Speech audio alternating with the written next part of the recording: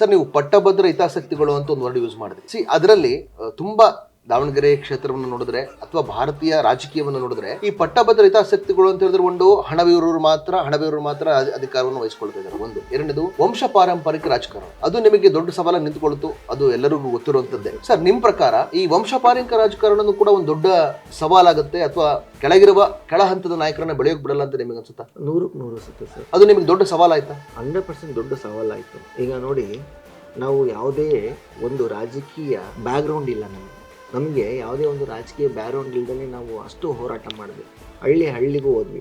Survey ರಿಪೋರ್ಟಲ್ಲಿ ಈ ಹುಡುಗ ವಿನಯ್ ಕುಮಾರ್ ಅವರು ನಿಂತ್ಕೊಂಡ್ರೆ 100% ಗೆಲ್ತಾರೆ ಅನ್ನೋದು ಬಂತು, ಆದ್ರೂ ನಮಗೆ ಟಿಕೆಟ್ ಸಿಗ್ಲಿಲ್ಲ ಅಂತಂದ್ರೆ ನೀವು ಹೇಳಿ.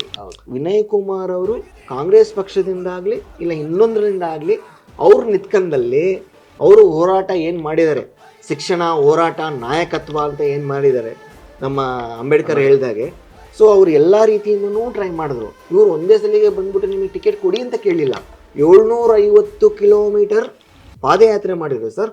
ಯಾವ ಹಳ್ಳಿಯಲ್ಲಿ ಏನೇನು ಸಮಸ್ಯೆಗಳಿದೆ ಅಂತ ತಿಳ್ಕೊಂಡ್ರು ಸರ್. ಆ ಗ್ರೌಂಡ್ ಲೆವೆಲಲ್ಲಿ ಪರಿಹಾರನೂ ಕಂಡ್ಕೊಂಡ್ರು ಅವರು. ಅಂದರೆ ಈ ಪರಿಹಾರ ಅಂದರೆ ಏನು ಸರ್, ನಿಮಗೆ ಒಂದು ಎಂಪ್ಲಾಯ್ಮೆಂಟ್ ಕ್ರಿಯೇಟ್ ಮಾಡಿಕೊಟ್ರೆ ಅದು ಪರಿಹಾರ ಆದಂಗಲ್ಲ ಅಲ್ವಾ?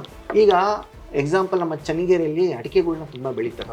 ನಮ್ಮ ದಾವಣಗೆರೆ ತಾಲೂಕಲ್ಲಿ ಚನ್ನಗಿರಿ ಅಂತಂದ್ರೆ ಅದೊಂದು ಸ್ವಲ್ಪ ಶ್ರೀಮಂತ ತಾಲೂಕು ಅಂತ ನಾವು ಹೇಳ್ಬೋದು. ಅಡಿಕೆ ಬೆಳೆಗಾರರಲ್ಲಿ ಅವರು ಸ್ವಲ್ಪ ಇದ್ದಂತಾರೆ ಸರ್. ಈ ಜಗಳೂರು ತಗೊಳ್ಳಿ, ಹರಪನಹಳ್ಳಿ ತಗೊಳ್ಳಿ ಸರ್, ನೀವು ಆ ಪರಿಸ್ಥಿತಿ ನೋಡ್ಬಿಟ್ರೆ ನೀವು ಹಿಂಗೆ ಏನಾದರೂ ಹೋಗ್ತಾ ಇದ್ರೆ ರೈಟು ಲೆಫ್ಟ್ ಸೈಡ್ ಸ್ವಚ್ಛವಾಗಿರಲ್ಲ. ದೈನಂದಿನ ಕೆಲಸಗಳು ಏನಂತಾರೆ ಅದು ಅಲ್ಲೇ ನಡೀತಾ ಇರುತ್ತೆ, ಅದನ್ನು ನಿಲ್ಸಕ್ಕೆ ಆಗಲ್ಲ ಅಂತ ಒಂದು ಪರಿಸ್ಥಿತಿ ನಾಯಕರು ಇದ್ದಾರೆ ಅಂತಂದ್ರೆ ನೀವು ಯೋಚನೆ ಮಾಡಿ.